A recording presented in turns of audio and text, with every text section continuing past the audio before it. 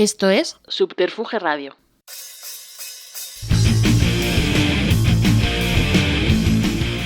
Simpatía por la industria musical, con Carlos Galán, en Subterfuge Radio.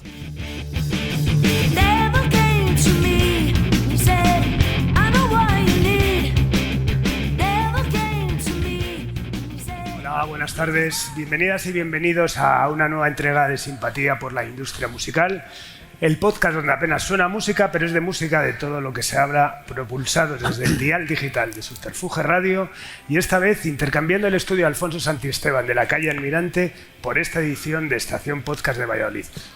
De antemano, muchísimas gracias a Planeta Sonoro por la invitación. Un placer compartir con vosotros un rato seguro de sabiduría musical, de experiencia en el sector, por lo que, pues, por supuesto, nos hemos preocupado de seleccionar a un representante pucelano, que además convive con el espíritu renacentista que tanto nos gusta, dado que ha hecho y hace, y sin duda va a hacer prácticamente de todo. Músico, promotor, periodista, un tipo inquieto del que disfrutamos de su amistad y complicidad desde hace décadas y con el que nos hace una ilusión tremenda compartir hoy estrado. Un placer de los buenos, pues, recibir en esta edición tan especial de Simpatía por la industria musical en Valladolid, realizado en el marco de Estación Podcast, a la palabra y el testimonio de Roberto Terne. Un aplauso, por favor.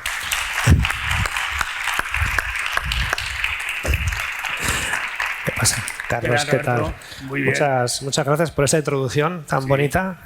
Bueno, sincera, ¿no? Sincera. Al final, la amistad y tantos años de la amistad, pues bueno, pues te llevan que te pones y casi los dedos van solos, guiados por el corazón, así que nada, un auténtico placer. ¿Quién nos lo iba a decir, no? Después de tantos años que íbamos a estar aquí en un escenario, muchos años, delante de estrellas rutilantes, ¿no? Como Javier Bielba de Arizona Baby, por ejemplo, ¿no? O sea, yo me acuerdo nosotros los que estemos aquí, ¿no? Totalmente. Tú has estado muchas veces en el escenario. Bueno, yo me acuerdo, han pasado mucho tiempo, yo creo que alguna vez hablé contigo hace muchos años, y creo que una frase tuya que me dijiste: pues estoy haciendo un fanzine, yo no sé si hacer un sello discográfico, tío. No sé, estoy pensándomelo. Y al final te animaste a hacerlo. Me animé, ya sabes, todo lo que ha pasado, y bueno, desde hace unos años, pues esta aventura que es Simpatía por la industria musical, donde básicamente lo que estoy aprovechando es esta oportunidad de poder sentarme pues con gente que sin duda respeto, admiro, y que bueno, pues de alguna manera me hace estar cerca de él y conocer de manera especial pues todo lo que ha sido vuestras carreras, ¿no? Así que nada, nos vamos a arrancar en el año 77. Nada más y nada menos. Buen año, ¿eh? Buena añada. Buena añada. Con 6 años le pides a tus padres tu primera casete, que aún conservas, que es el Soul Drácula de Hot Blood. Nada más y nada menos. Yo a veces pienso, digo, bueno, quizás si la industria de los videojuegos hubiera estado en aquella época tan avanzada como ahora, quizás habría habido menos rockeros, ¿no? Porque en nuestra época estaban los juguetes, ¿vale? El balón, y luego había una cosa muy importante que era la música, ¿no? Y eso yo creo que hizo que en los años 70 y 80 la industria musical adolescente estuviera también en boga, ¿no? Y bueno, yo no soy de guardar las cosas muy ordenadas, pero las guardo, ¿no? Y de esto de que bajas una vez al trastero o haces una mudanza y te encuentras la primera casete, la que te compraste o que mandaste comprar, y efectivamente era una casete del año 77, yo nací en el año 71, y eso quiere decir que con 6 años ya estaba inclinándome por una vocación. Y me acuerdo perfectamente que no es que me la regalaran, es que yo estaba ahí en estos... Imagino que vosotros cuando erais pequeños ibais a los restaurantes y a los bares, estaban los típicos puestos de casetes que se giraban y tal. Y efectivamente era un recopilatorio, se llamaba Soul Drácula. Es el nombre de una canción de un grupo que se llamaba Hot Blood, y claro, pues era como un grupo de música funky, disco, con un señor disfrazado de vampiro, de Drácula, con unas bailarinas con el pelo afro, y claro, yo ahí con 6 años, pues a mí eso me quedó como muy impactado. Y luego yo sé, cuando en aquella época, con 6 años, 7, 8, cuando conseguía las casetes, no me quedaba a gusto solamente escuchando la música, sino que además era muy lector. O sea, me abría la casete, miraba los créditos, los compositores, discográfica, que yo no sabía lo que era una discográfica con 7 años, pero digo, esto algo será, ¿no? Algo será, ¿no? Y entonces, pues sí, la verdad es que sí que empecé de una manera muy precoz, pero también pienso que en aquella época todos los que nos gustaba la música éramos muy precoces, porque tampoco teníamos mucho más recursos los niños entonces que los de un balón, unos juguetes y luego la música. Bueno, qué importante de todas formas son esos primeros recuerdos asociados a objetos, ¿no? Toda la gente que he entrevistado está desde el que un día vio a un cartel de David Bowie le cambió la vida. En mi caso siempre cuento una foto que vi de los Plasmatics en un juicio en el periódico, en el país. Ese primer tocadiscos Cosmos para algunos, ese disco de Gris que estaba en todas las casas, es importante tal. Y en tu caso, bueno, también comentas en esa bio que os pido a todos por la importancia, ¿no?, de un medio como Super Pop, que mira, precisamente justo tu antecesor en las entrevistas es Jordi Sierra y Fabra, que fue el propulsor de la revista, ¿no? Al final, bueno, esos amalgamas, esas revistas que eran amalgamas de artistas, ¿no?, de lo más variado, que iban desde Dave Garrett a Camilo Totalmente. Sesto, ¿no? Las conservo esos Super Pop del año 78. Recuerdo que además que de pequeño estuve enfermo, estuve hospitalizado por un tema de asma, estuve unos 10 días y yo pedí a mis padres que me trajeran el Super Pop, ¿vale? Claro, el Super Pop ahora hablas de él y claro, la gente va un poco a esa tendencia de ídolos para jovencitas, pero en aquella época los ídolos que había, aparte de Camilo Sesto y Miguel Bosé, pues eran grupos como Supertramp, ¿no? Los que salían ahí. Grupos como, evidentemente, Peter Frampton, Paul McCartney. Año 77, si no me equivoco, creo que fue cuando falleció Elvis Presley, más o menos, en 77, 76, y había muchos monográficos de Elvis Presley, incluso en el Super Pop, ¿no? Había te imagínate, lo cuentas ahora y dices, el Super Pop hizo un monográfico. Y claro, eso pues para un chico ya de 8 o 9, pues ya es como mucha información y información además muy diversa, y es uno de esos talismanes, ¿no?, que tengo juveniles, bueno, infantiles, perdón. Bueno, dejamos la infancia, entramos en la preadolescencia y con 12 años, pues como muchos, casi me incluyo, ¿no?, descubres a ese otro mundo, ¿no?, de ese flúor, ¿no?, que venía, bueno, en el caso de Parálisis Permanente, más oscuridad que otra cosa, pero bueno, Alaska, los Palamoides, todo lo que es la New Wave, ¿no?, el New Mod, que luego te marca tonto, ¿no?, ese revival. ¿Recuerdas cuando te ves que de repente te atrae algo que se sale de la línea argumental de esas revistas más de fans que eran Super Pop? Sí. Gracias afortunadamente, los que somos hermanos pequeños tenemos hermanos mayores y tíos, ¿no? Y yo creo que esa recomendación de tienes que empezar a escuchar a grupos como Nacha Pop o a las que los Pegamoides fue de mi hermano mayor un poco, y fue efectivamente como un antes y un después. Porque de esa época lo que me marcó sobre todo es que esa generación que venía del punk y del afterpunk era una generación que tenía un lema que era el famoso el do it yourself, ¿no? El hazlo tú mismo. Si algo no te gusta, invéntalo. Y era una generación que, aparte de crear grupos, hacía fanzines, se diseñaba su ropa, sus carteles de los conciertos, y a mí eso me llamó mucho la atención, porque era como una especie de época, de generación, que abarcaba mucho el tema musical, lo diversificaba mucho. Y entonces quizás de ahí me viene luego que mi trayectoria profesional no me haya quedado quieto en una sola tendencia.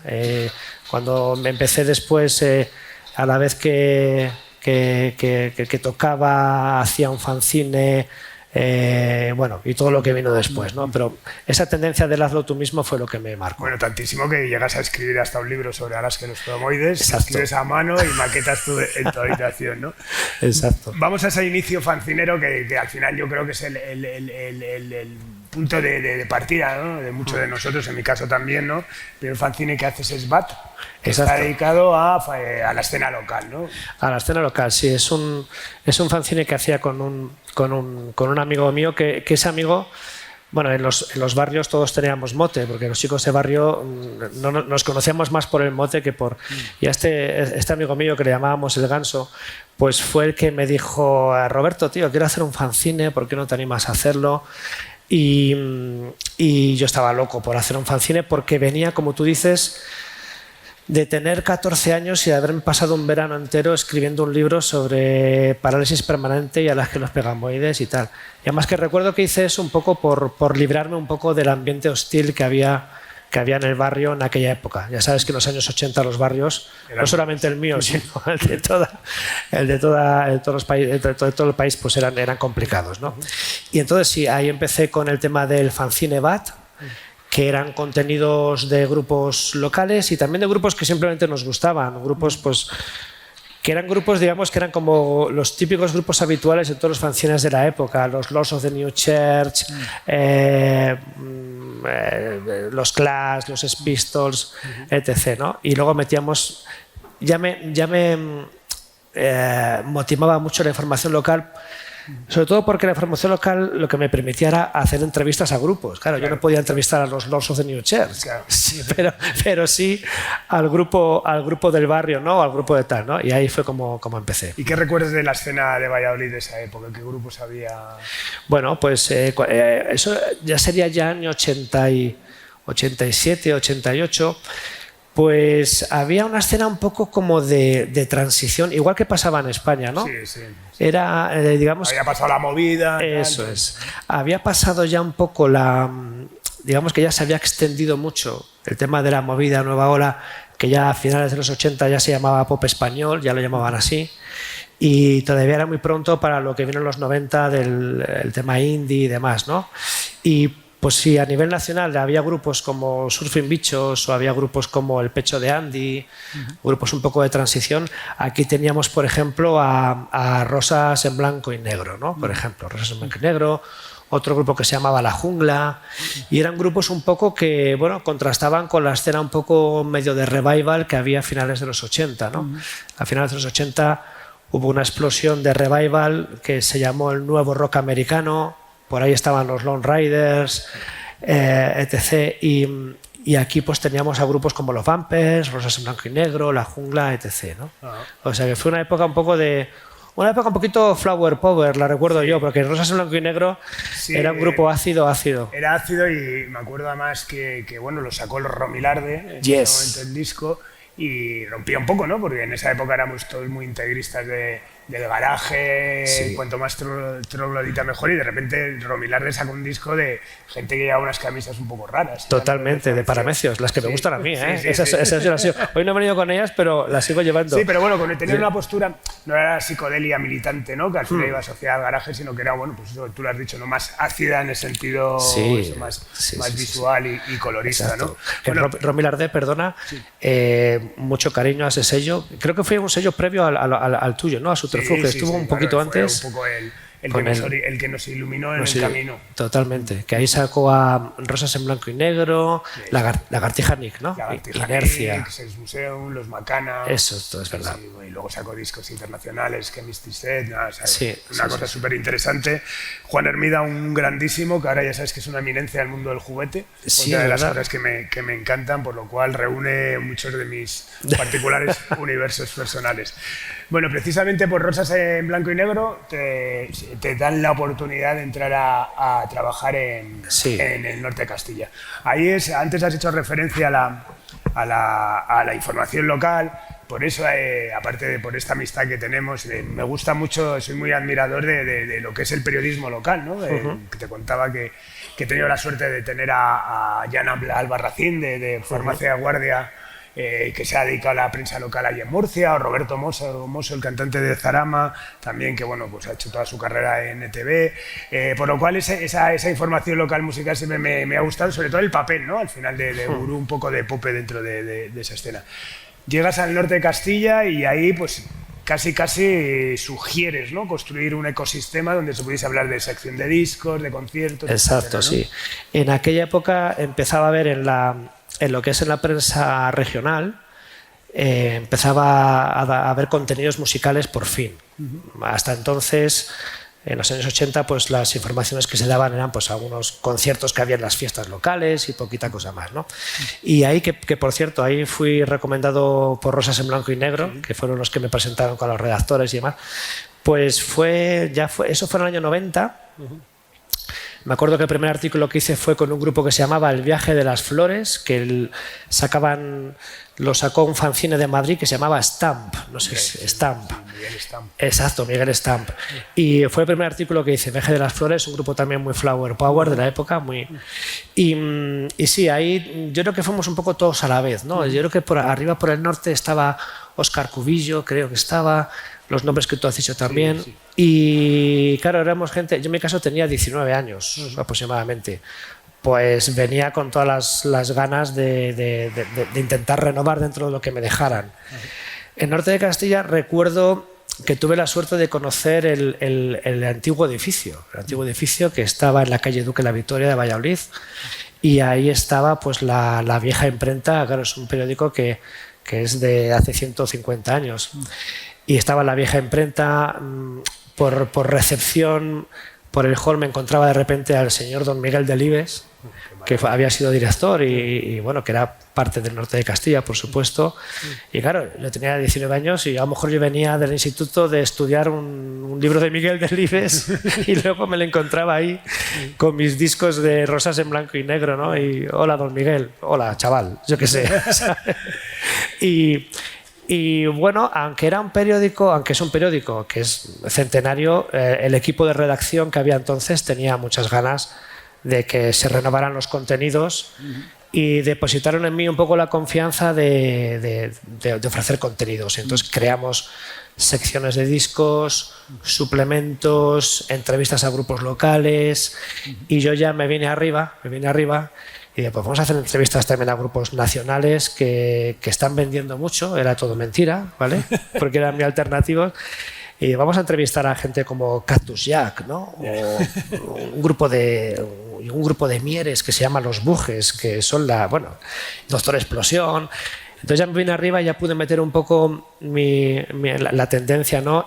Pero fue una cosa como todo a la vez, ¿eh? Porque yo creo que yo veía otros periódicos de provincias y estábamos todos un poco metiendo la misma información, una información generacional, y que pues fue un poco también base de todo lo que vino después. Sí, no, por eso, porque claro, como te decía, ¿no? O sea, te dan vía a crear esas secciones de historias y apuestas por lo que te gusta a ti, ¿no? Estamos hablando de Australian Blonde, de Silicon Flash, de Privata y Dajo, ¿no? Al final, claro, Privata y Dajo, por supuesto. Sí.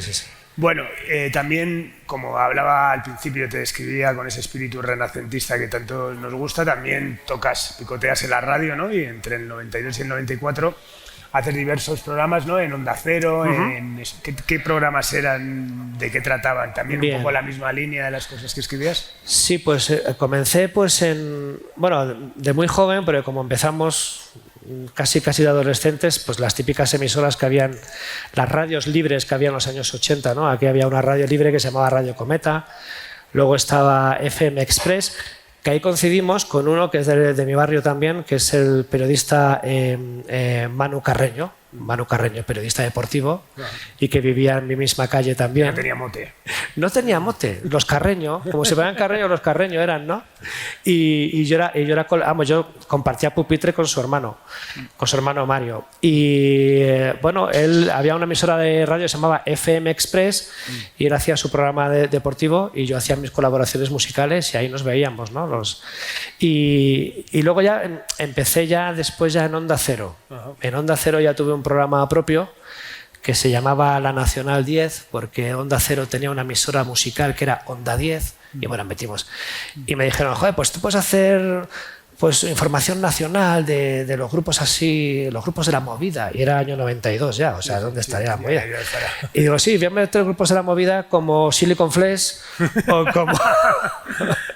o como Los Planetas o como tal. Y bueno, también confiaron mucho en mi criterio, y estuve ahí pues un par de años haciendo todos los miércoles información, pero ya era información muy alternativa, ¿no? Muy generacional también. Y ahí, en ese programa de Onda Cero, fue cuando enlacé con mi faceta siguiente, con el tema de promotor de conciertos, porque hicimos un programa de radio que también se convirtió en un concierto, y unas cosas pues llevaron. Estamos yendo al año 94, ¿no? Que es cuando empieza tu carrera hasta hoy reconocida de promotor de conciertos. ¿Cuál fue el primero que hiciste? Pues me alegra que me hagas esta pregunta, porque tú tienes mucho que ver en ello. Silicon Flash. Creo que fue un noviembre del año 95 en la discoteca Mambo.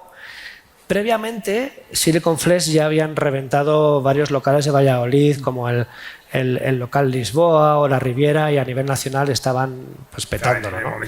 Y se les quedaba pequeño. Y mi primer concierto fue Silicon Flesh en la Mambo, en la primera edición de eso que me inventé después, que era el Valladolindi, que todavía no se llamaba así, se llamaba como el programa de radio que tenían en Onda Cero, y fue Silicon Flesh. Y bueno, yo creo que fue como yo qué sé, pues algo como muy importante para la gente de la ciudad, porque vuelve a meter un poco el apelativo de generacional, ¿no? De repente un montón de chavales que estaban escuchando pues música que venía de Seattle o música muy ruidosa, el rollo en el noise pop, el grunge, pues vieron un poco en esta serie de conciertos como un ya está aquí, ¿no? Como un generación ya, como este programa que hay en Radio 3, fantástico. Como un ya están aquí un poco nuestros conciertos, ¿no? Y fue Silicon Flesh y fue una maravilla, se dio todo maravilloso. El grupo agotó prácticamente todas las entradas. Nos tiramos desde el escenario unos cuantos al público, que es lo que se hacía en aquella época.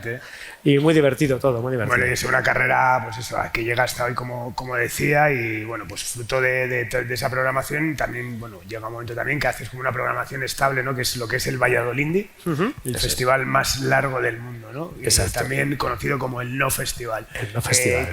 ¿Cómo surge esa idea? ¿Cuál fue el inicio? Y bueno, a día de hoy que sigue siendo el festival más largo del mundo, ¿no? Claro. Pues hombre, ahí tiramos mucho de ironía porque lo que planteábamos precisamente era hacer un no festival. Que yo otro día contigo bromeaba y te decía, digo, 30 años sin organizar un festival. Es algo que no puede decir mucha gente de mi sector, ¿no? Esto es como la gira de despedida de Siniestro Total, ¿no? Que decían 30 años sin pasar por la audiencia nacional, ¿no? Pues algo así, ¿no? Bueno, a mí es que siempre me ha gustado mucho lo que son las programaciones estables de conciertos, los conciertos exclusivos y demás. En aquella época, la primera edición de Valladolindi, que era un ciclo, insisto, no es un festival, fue previa al Festimaz, al Festival de Benicàssim, fue un poco anterior, ¿no? Y bueno, un poco tirando de ironía, que ya empezaba a haber festivales, dijimos, bueno, pues no tenemos un duro para hacer un festival, no tenemos apoyos, vamos a llamar a este ciclo el festival más largo del mundo, un festival que empieza en enero y acaba en diciembre, en distintos escenarios, y lo que es la broma un poco cuajó, porque me acuerdo que me llamaba gente incluso de Radio 3 para hacerme entrevistas, ¿no? Porque, ¿cómo se te ha ocurrido esta idea de hacer un ciclo que dura todo el año? Y bueno, la filosofía de Valladolindi era pues programar distintos grupos de carácter un poco alternativo en distintas salas dependiendo de su capacidad de convocatoria, y yo lo que quería que entonces era que la historia durara, ¿no? Porque yo había visto en mi ciudad programaciones interesantes que habían durado un año o dos, o salas que habían aparecido y desaparecido, y te quedabas un poco frustrado y dices, esto debería durar siempre, ¿no? Y bueno, pues de momento lo estoy consiguiendo, porque el año que viene cumplo 30 años del festival más largo del mundo. Qué bueno. Que ha cambiado, que todo ha cambiado, pero bueno, ahí seguimos manteniendo un poquito la llama. Bueno, y si echas la vista atrás a todos estos 30 años y te dijese ¿cuál fue el concierto más complicado de llevar a cabo? Complicado y divertido. Pues yo recuerdo un grupo de Seattle que eran los Posies, que me lo ofreció el gran Quique Turmix. Yo estaba grabando en Asturias, en el estudio de Paco Loco, con el grupo que tenía, con los sustitutos, y recibo una llamada de Paco Loco, oye, Roberto, que te llaman por teléfono. Digo, ¿pero quién ha conseguido el teléfono de tu estudio para localizarme? Y ya cojo el teléfono. Soy Quique Turmix, Roberto, no me conoces, pero yo sí que te conozco. ¿Qué? Tienes que hacer un concierto y lo vas a hacer. Y digo, bueno, ¿y qué grupo es? Los Posies. Digo, hostia, los Posies, tío. Vamos a ello, ¿no? Y era el cumpleaños de uno de ellos ese día, cuando los traje a Valladolid. Vinieron, o sea, no probaron sonido, vinieron directamente a tocar, vinieron con una borrachera impresionante. De cumpleaños. De cumpleaños.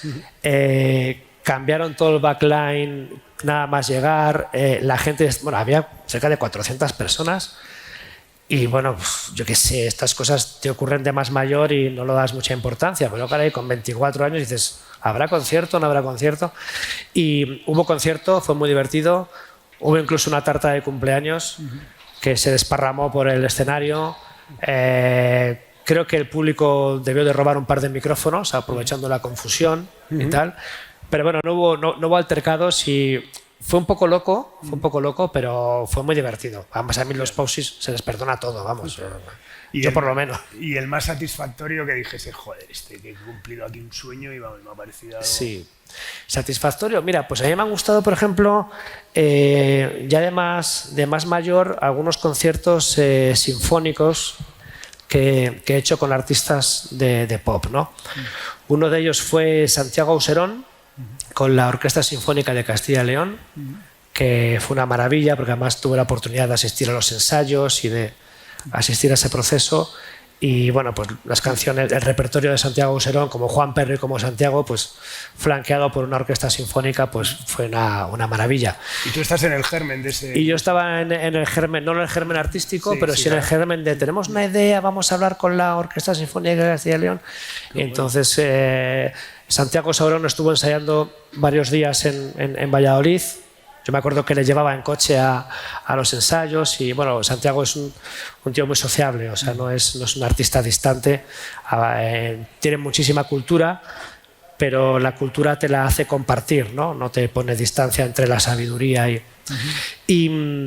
y ese fue uno. Y luego otro también sinfónico fue Rafael también. Rafael hace unos años, que bueno, pues el repertorio, sobre todo el repertorio clásico de Rafael, pues pega mucho con un formato sinfónico. Y bueno, ahí con Rafael pues también vi a un profesional increíble, muchísimos años. El hombre, aunque se prohíbe a sí mismo hablar hasta que no va a actuar, pero si tiene que estar probando sonido 4 horas, se tira probando sonido 4 horas. Sí. Y bueno, fue una maravilla. Habrá habido más, pero ahora mismo claro, a la primera cabeza me... Hombre, si te vienen esos es porque se te habrá tenido... Sí. ¿Y a quién te hubiese gustado programar y no fue posible y quizás a día de hoy ya es imposible? Claro. Bueno, esto ya es como pedir la carta a los Reyes Magos. Exactamente. Pero que yo la sigo escribiendo. Hombre, a mí me encantaría traer a Paul Weller, por ejemplo. Paul Weller sería una maravilla. Chocar la mano. Cerrar el ciclo ya casi.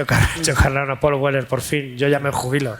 Tío, Paul Weller me encantaría. Y además Paul Weller pega tanto en acústico como en eléctrico como en sinfónico. Total. Si le traigo, le hago hacer los tres. Le exploto, le exprimo ahí para... Y luego que hago un DJ set y tal para los colegas. No, claro, estaría fenomenal. Así que eso. Bueno, y después de esos 35 años echar la vista atrás también y bueno, yendo también a tu condición de promotor local, de activista de la escena local, ya no solamente apoyando a las cosas de aquí, sino trayendo para el disfrute y deleite de los demás propuestas de fuera, en muchos casos apostando de tu propio bolsillo. ¿Te has sentido arropado, apoyado por las instituciones o te has sentido, bueno, que al final ha sido un poco, bueno, pues has tenido que tirar de adelante con tus propios recursos? Ha habido épocas, en 30 años, porque esto al final depende, las instituciones muchas veces no depende del color político que haya detrás de ellas, sino de las personas, ¿no? Las personas que haya. A lo largo de estos años me he encontrado con gente en las instituciones muy profesional, muy vocacional y muy objetiva, y otras veces pues no te has encontrado gente que es más subjetiva y que tira un poco más de contactos, ¿no? Por regla general es duro, ¿eh? Es duro. Hay que remar mucho, y tienes que recordar muchas veces la trayectoria que tienes, que llevas 30 años programando, qué tal. Pero bueno, las más y las menos al final me he sentido más o menos valorado. 30 años queda para... Me hubiera gustado un poco más, ¿eh? Claro, tengo que decirte. Tampoco voy a hacer también queda... Sí, hombre, al final claro, también es que los ciclos políticos tienen lo que tienen, ¿no? Al final también cuando te crees que ya se estás arrancando una historia, de repente hay un break, un cambio y todo hay que volver a empezar un poco a cero, ¿no? Sí.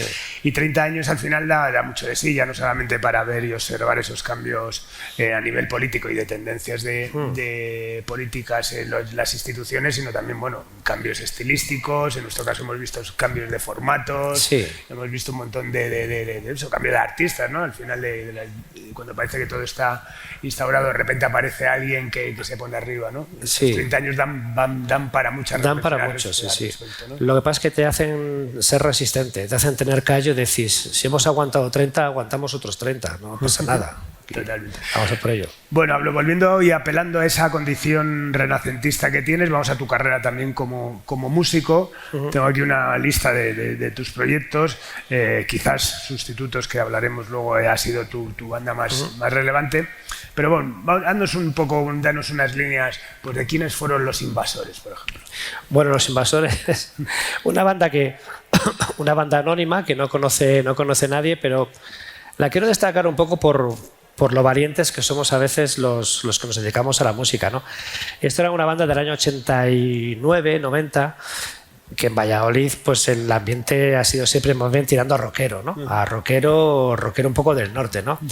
Y nosotros, pues inocentes, ingenuos, pues lo que hacíamos era nueva psicodelia inglesa mezclado con glam, con una chica que cantaba en francés,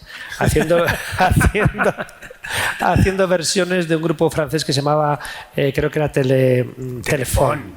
A mí eso es lo que me ha llegado a la... Yo estuve en Toulouse en el año 84 con mis padres en una movida y me compré ahí un single, que era una canción que se llamaba Esa es la que hacíamos. Temazo. Joder, hermano, fundí ese pues cuando lo he leído, vamos, de todo ha sido como joder. Telefón. Pues esa la hacíamos en el año 89-90. Qué maravilla. Una maravilla. Sí. Y bueno, nosotros tan chulines por la vida con nuestras camisas de paramecios, nuestra cantante en francés, por los pueblos de Castilla la Vieja mientras nos pedían versiones de Barricada, ¿no? ¿Sabes? Eso era lo... Total. Pero bueno. Bueno, de Los Invasores vamos a Los Retrovisores, donde ya te declaras mod, integrista, me imagino, en ese momento. Sí, bueno, intentábamos ir de mods, porque luego te das cuenta que los mods son otra cosa, ¿no? Pero intentábamos ir de mods. Y bueno, era un grupo, sí, estuve con ellos un año y fue, digamos, un poco la primera banda con declaración de convicciones, ¿no? ¿Sabes? Ahí duré poco tiempo, duré un año y pico, y luego ya es cuando ya pasé al grupo ya, como tú dices, con el que ya estuve ya Sí, bueno, Los Sustitutos, que bueno, estaba viendo justo ahí además con ya aventuras discográficas, por un lado Animal Records, la compañía maravillosa del Lagarto e Irene Ruiz, la hermana de Marta Ruiz, de Sex Museum, y luego Desobediencia, que fue también una cosa muy rara que aparece. O sea, yo siempre me acuerdo de Desobediencia al final, que apareció en todos sus discos, costaban €1. O sea, de repente están las tiendas llenas de discos. Mira, no sé qué pasó, porque nosotros nos separamos cuando fichamos con Desobediencia Records. Al año de sacar el disco desapareció el grupo, entonces desapareció nuestro grupo y luego desapareció la discográfica y fue súper raro. Pero bueno, ahí teníamos la experiencia de Los Sustitutos, que estuvimos con Animal Records una temporada, con otros sellos especializados en esa época de revival de los 90, y luego fichamos con Desobediencia, que nos consiguió el sello el gran Álvaro Stuick. Mítico. También ha estado invitado aquí Sí, Álvaro, que me acuerdo que fui yo con la maqueta de Los Sustitutos a RCA a ver a Álvaro Stuick, y claro, yo me acuerdo que me perdí y no sabía entrar al sitio. De repente entro por una puerta medio abierta y me coloco detrás de la chica de conserjería con un tío de seguridad. ¿Pero tú por dónde has entrado? ¿Pero tú? ¿Qué? No, es que tengo una maqueta para un tío y tal. Y creo que en esa época estaban escuchando a un grupo que iban a fichar después, que era Estopa. O sea, a mi grupo no le ficharon y ficharon a Estopa, tío. No, y pasarías a la caja esa que a mí me llaman alguna vez. Mira, Carlos, me han traído una cosa que es muy rara, pero es muy rara, que te gusta. Pero tal. Y bueno, luego hablando también de compañías, después con Deradum, tienes la oportunidad también de trabajar con otro sello mítico, que es Grabaciones en el Mar, de nuestro querido Pedro Vizcaíno. Exacto, con Pedro. Que es un proyecto muy chulo, ¿no? Que combinabas con sitares, ¿no? Sí, con Deradum hicimos un par de discos y ahí estábamos muy flipados por la psicodelia y mezclado con el pop. Entonces hacíamos una mezcla de canciones muy, digamos, muy pop, muy de formato de 3 minutos y medio, mezcladas con sitar. Y el segundo disco lo hicimos con un sitarista indio que se llama Baluji Srivastav, ¿no? Y ahí pues estuvimos sonando con Deradum, estuvimos sonando en la época en la que estaba Jesús Ordóas y Chema Rey, que eran los que más nos pinchaban, pero luego les jubilaron y dejamos de sonar. Chema tocabas un sitar y ya, vamos, o sea, sí. ganado. Ya teníamos ganado. Y Ordóas y Chema Rey pues nos pinchaban todas las semanas o cada día, pero luego les jubilaron a ellos y nos jubilaron a nosotros, ya tal. Bueno, hablábamos antes, ¿no?, de los cambios de los ciclos, pues también eso afecta de manera directa, ¿no? Pero bueno, con Deladún tenemos un recuerdo y con el sitarista con Baluyes Rivastaf, pues era un sitarista indio que le conocimos casualmente en la Casa de la India en Valladolid, vino a actuar y bueno, estaba comiendo con él y le digo, bueno, ¿qué haces? ¿Dónde tocas? Y tal. Y él nos contaba, pues he estado tocando con Oasis, he estado tocando con Kaiser Chiefs, también creo que una vez toqué con Paul McCartney, pero como soy ciego, no sé, me dijeron que era él y le dije yo, pues para coronar tu carrera te falta tocar conmigo, muchacho. Y ya le liaste. Le lié y hicimos un disco con él y varios conciertos y bueno, tengo buen recuerdo. Maravilla. Y bueno, y ahora sigues con Sunrisers, sigues con la ilusión por tocar, por ir a escenarios, por incluso girar. Siempre, porque tocar es una maravilla. Sí. Y cuando además se llega a esta edad ya crecidita, sabes, que tienes callo y tienes tal, pues tampoco te preocupan mucho las expectativas de los triunfos y esas cosas. Es un tocar por placer. Y estoy con Sunrisers, que es un proyecto muy de power pop de Rickenbacker 12 cuerdas y también Rickenbacker de 6. Tengo la parejita, las dos guitarras, y me lo paso muy bien tocando la guitarra de 12 cuerdas. A mí siempre me ha gustado mucho ese sonido de los Birds. Un grupo de Mallorca que había, se llamaba Los Valendas. Los Valendas, qué grandes. Sí. La Granja también tocaban con 12 cuerdas. Sí. Bueno, Juan Aguirre de Amaral también son Los Secretos aquí en España. Y es que a mí las 12 cuerdas me evocan un poco ese sonido americano también del Tom Petty, por ejemplo, and the Heartbreakers. Y me suscita mucha luminosidad, ¿no? El tema de las Rickenbacker 12 cuerdas, ese sonido brillante. Y tenemos un repertorio, hemos grabado unos 10-11 temas, están empezando a sacarlos en plataformas y bueno, simplemente es que yo creo que tocar, si tienes oportunidad de hacerlo y tienes amigos con los que tocar, es una maravilla que ¿por qué no hacerlo el resto de tu vida? O sea, no... Qué mal hay. Amigos, además, que bueno, pues muchos de ellos te llaman para colaborar. Has colaborado con Frank Nixon, con Tito, precisamente usted también has grabado unas cosas, con Alex Cooper, con Javi Bielo, Arizona Baby, sí, con el que a raíz de eso unes lazos y bueno, sé que desde entonces hay incluso una amistad potente entre vosotros. Volviendo a la promotoría, también has colaborado de manera activa, ¿no?, con festivales, ¿no?, aquí en Valladolid, ¿no? Sí. Con bueno, pues el Intro Music, el Fácil cuando se hacía aquí. Sí. ¿Cuál es tu percepción de la evolución del mundo del festival desde que arrancamos allá por el Paleolítico Superior al día de hoy, con lo que significan ahora ya no solamente de propuesta cultural, sino pues esta dimensión que se ha dado, sí, creo que muy positiva, de bueno, casi apelar casi más a la cuestión turística que a la cuestión artística, ¿no? Pues efectivamente, tú lo has dicho, ¿no?, la palabra turística. Los festivales se han convertido en las nuevas fiestas, ¿no?, del siglo XXI, ¿no? Efectivamente, cuando empezábamos nosotros en el Paleolítico, los festivales tenían, digamos que un hilo temático, ¿no? Estaba el Festival Brit, el Festival Rollo Azquena, el más garajero, el Viña Rock, y bueno, pues eso ha evolucionado de una manera, se ha popularizado tanto que ahora mismo un festival no tiene por qué tener un hilo temático prácticamente, ¿no? Están los festivales random, ¿no?, que llaman los jóvenes, ¿no? Y yo creo que no hay que darle tanta más importancia de la que tiene. Simplemente yo creo que hay que naturalizar tanto un festival como un concierto. Un festival no nos va a salvar la vida, pero tampoco nos la va a destruir. O sea que ya hay un rollo como hater. Bueno, pues simplemente los festivales han llegado a esta voluminosidad. Son festivales que atraen a un público, bueno, evidentemente a un público muy social. El público de los festivales, si no eres un tío sociable, tú me dirás que haces 5 días compartiendo tienda de campaña, servicios y duchas es para un público que evidentemente le gusta muchísimo la fiesta, y el público actual que va a los festivales pues es un público muy festivo, evidentemente. Nosotros cuando íbamos a los festivales, a los conciertos, pues te disfrazabas o te vestías un poco de tribu urbana, ¿no? Sí, un claro. poco. Ahora los chicos van a un festival y vienen vestidos de dinosaurio. Vienen disfrazados de dinosaurio. Vienen de fiestuki, les gusta la fiestuki. No hay ni que juzgarlo ni nada, es lo que hay. Hemos llegado a esto y hay que... Sí, por eso sí, más que nada es una evolución, ¿no? Es una evolución. Al final también en hacer un festival en el año 94, aparte de ser una osadía, ¿no? Tampoco había un público que tal, al final, bueno, ha evolucionado y ha servido también, bueno, para dinamizar escenas musicales y vuelvo a lo mismo, ¿no?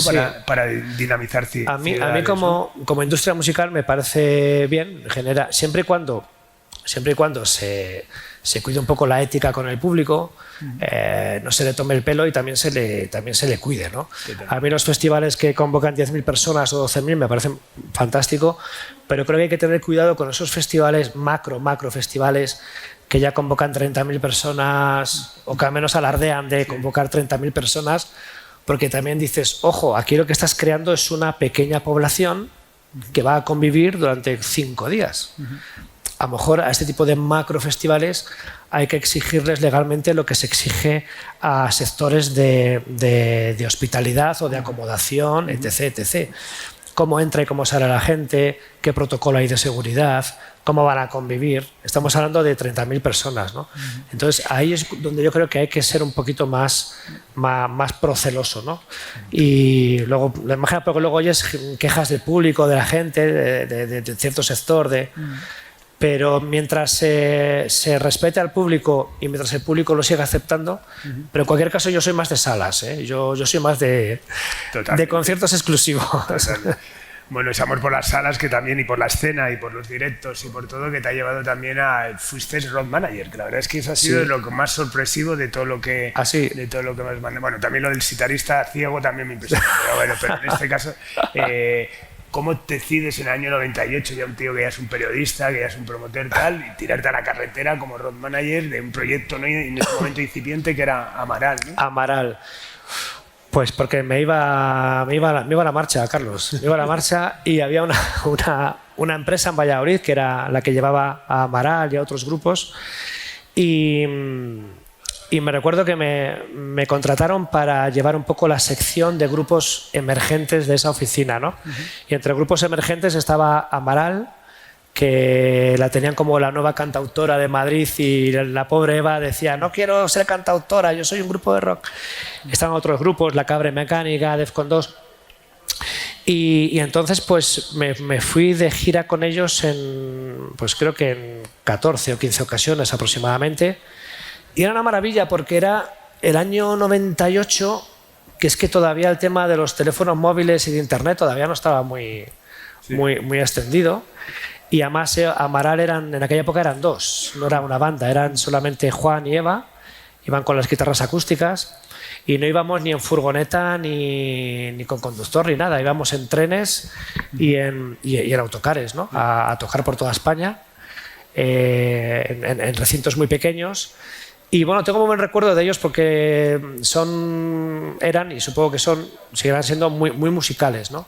Yo recuerdo de ir con ellos en viaje y íbamos escuchando pues con el Walmart o como fuera, pues música de Cecilia, que le gusta mucho a Eva, 091, Lagartija Nick, Los Birds, ¿no? Y aunque nos vemos muy de vez en cuando, siempre que nos volvemos a ver es como si retomáramos la conversación de hace 2 años, que es una conversación sobre música. O sea, es que seguimos siempre hablando de música. Y bueno, tengo un buen recuerdo tanto de eso como de la labor del road manager. No, de la labor del road manager no tengo buen recuerdo. No me gusta ser road manager. No, duré solamente 1 año y pico. Con Amaral estuve bien. Pero, claro, a ver, ser road manager tienes que... Es que hay una intrahistoria que el que era el road manager luego de Amaral fue el que se convirtió en su manager. Entonces, ¿Quién? ¿Repite? ¿Quién? Que el que era el road manager después de Amaral en el momento del boom se convirtió luego en su manager. Cristóbal puede ser o... No recuerdo. Bueno, sí. Es una intrahistoria que se comenta mucho. Claro. A mí lo de road manager no me gusta, porque road manager tienes que cuidar de un montón de niños grandes y a mí me gusta que me cuiden a mí. Cuando voy en carretera, cuando voy de gira. No.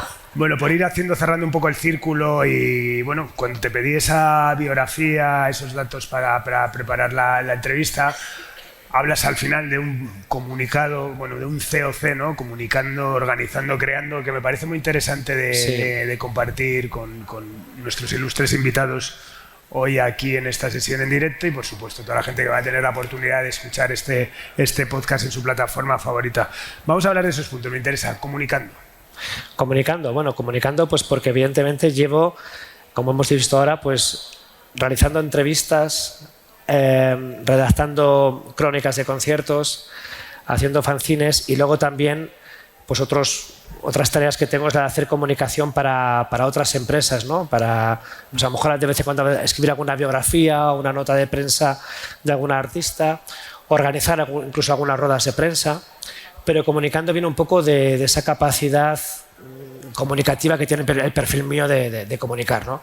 Sobre todo redactar y hacer entrevistas a gente muy dispar, porque a lo largo de mi trayectoria he entrevistado a gente muy distinta, como tú sabes. Que hablabas de un día Manolo Escobar y al día siguiente Evaristo Páramos de La Polla Records. Exacto. A mí me encanta entrevistar a gente de lo más dispar. Me acuerdo yo que había entrevistado el día antes a Evaristo de La Polla Records, imagínate la entrevista, y al día siguiente, que era Navidad, era a Manolo Escobar, que actuaba en Valladolid, que esto era un 25 de diciembre y había habido un fallo de comunicación y a él no le dijeron que le iba a llamar por teléfono para entrevistarle.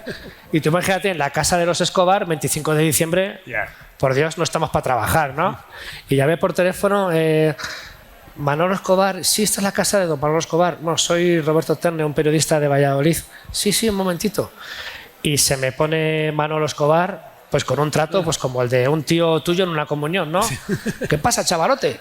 Pero si yo no tenía concertada ninguna entrevista, bueno, va a ser muy larga y tal. No, venga, dispara. Y le hice la entrevista y el tío se pensaba que yo estaba en Madrid y me dice, chavalote, te vas a venir con la familia Escobar a acabar el 25 de diciembre, pásate por casa, hombre. Y digo, no, que yo soy de Valladolid. Pero a mí, cuando he entrevistado a gente muy veterana, he visto esa cercanía que a veces echas de menos, ¿no? Con otras entrevistas de otros artistas. Bueno, organizando. Venga, ¿qué te cuento de organizando? ¿Comunicas? ¿Organizas? Organizo. Vale, pues organizando es el perfil que tengo desde el año 95 hasta aquí. Y aparte de Valladolid y el festival más largo del mundo, pues bueno, pues como he aprendido a organizar muchas cosas, pues también organizo conciertos para otros promotores o para otros managers. Recientemente he tenido el privilegio de organizar los conciertos sinfónicos de Víctor Manuel en Burgos y Valladolid, con la orquesta de la Universidad de Valladolid y el coro. Y dentro de poco en el Teatro Real de Madrid colaboro en esa producción también. Y entonces pues para mí es un honor que me llamen algunos artistas para que les organice algún concierto, alguna gira, alguna producción. Y bueno, ya no solamente a nivel de música, sino también comedia. Estoy organizando, dentro de poco voy a traer a Valladolid a Ángel Martín, a Juan Dávila, que es un superventas, es un humorista que saca las entradas en 24 horas, te las ha vendido. Y bueno, luego muchos grupos más. Tengo también a Lendacaris Muertos, tengo a León Benavente. Sigo organizando todos los años una media de 10 o 15 conciertos y luego participo también en algunos festivales como en labores tanto de comunicación como de producción si es necesario. Y creando, ¿no? Creando. Te consideras un creador absoluto, ¿no? Es muy importante. Es muy importante. Yo creo que si se tiene la capacidad de crear y de componer canciones y de hacer tus grupos, es algo que luego te permite tener cierta sensibilidad a la hora de traer a un artista o de organizar un festival o de ver qué recursos puedes ofrecer al público también. Llevo desde los 18, 17 años haciendo todo esto a la vez. Quizás por la filosofía que hablábamos del do it yourself, ¿no? Del hazlo tú mismo. A la vez que hacía un fanzine, tocaba la guitarra, pues ahora lo hacía con 18 años, ahora tengo 53 y me veo organizando un concierto, tocando la guitarra, escribiendo un artículo, haciendo lo mismo, con la misma filosofía. Y creando, pues ahora estoy con este grupo, con The Sunrisers, que además, aunque estamos en un momento muy delicado para las nuevas bandas que hacen canciones propias, a mí me da igual. Yo aquí estoy para hacer canciones propias y para seguir creando, que es muy interesante, ¿no? Y tengo a 2 supervivientes de Deradún conmigo y en un formato Power Pop Trio, y esa es mi faceta de crear, pero sobre todo componer. Además me gusta mucho componer letras en castellano porque es difícil, es complicado, y luego tengo ese otro perfil, digamos, vocacional de filología, que también pues me gusta mucho aplicarlo a la hora de escribir letras en castellano. Bueno, ¿y qué tiene el agua de Valladolid que hace que los filólogos os convirtáis luego en artistas, en músicos? También Javi Bielba también es verdad. Viene de la filología. La filología, es verdad. En tu caso también. Yo vengo de Historia del Arte, al final yo que el embrujo al final de la universidad, ¿no? Que acabas haciendo lo que quieres, ¿no? Pues yo creo que es que como no había periodismo en nuestros tiempos, porque si te das cuenta, muchos grupos de Madrid habían hecho periodismo, ¿no? Yo, Gabinete Caligari, se conocieron en la Facultad de Periodismo y tal. Aquí no había periodismo y todos nos íbamos un poco a la filología, ¿no? A una carrera de letras, quizás porque ingenuos de nosotros pensábamos que era una carrera, digamos, exclusivamente literaria, y claro, cuando llegabas allí te encontrabas con la gramática y el manual de lírica de Ariza y pues decías, madre mía, ¿dónde nos hemos metido, no? Pero yo creo que era un poco por eso, ¿no? Porque nos suscitaba un poco las carreras de letras, pues nos suscitaban un poco lo más cercano que había al arte en el mundo de la enseñanza reglada, ¿no? Más o menos reglada. Total. Bueno, ya terminamos. Última pregunta. Estación Podcast Valladolid tiene que continuar y siempre termino todos los programas con una pregunta recurrente, que es ¿quiénes han sido pues tus grandes influencias? ¿A quién le debes de alguna manera ese influjo, el estar hoy donde estás precisamente aquí y todo lo que has hecho, ¿no? Sí. Bueno, pues yo soy un poco de la generación de la bola de cristal. Yo soy de esa generación. Entonces, digamos que debo un poco, a nivel nacional, toda esa inquietud de hazlo tú mismo a ese tipo de programas que había en la tele en los primeros años 80, ¿no? Y aparte de la bola de cristal también había otro programa como se llamaba Plastic también. Fantástico. También un poco algunos periodistas de Radio 3 entonces que escuchaba de niño, ¿no? A Jesús Ordovás, ¿no? A Chema Rey, con el que hemos compartido tantas cosas. Y digamos que a toda esa...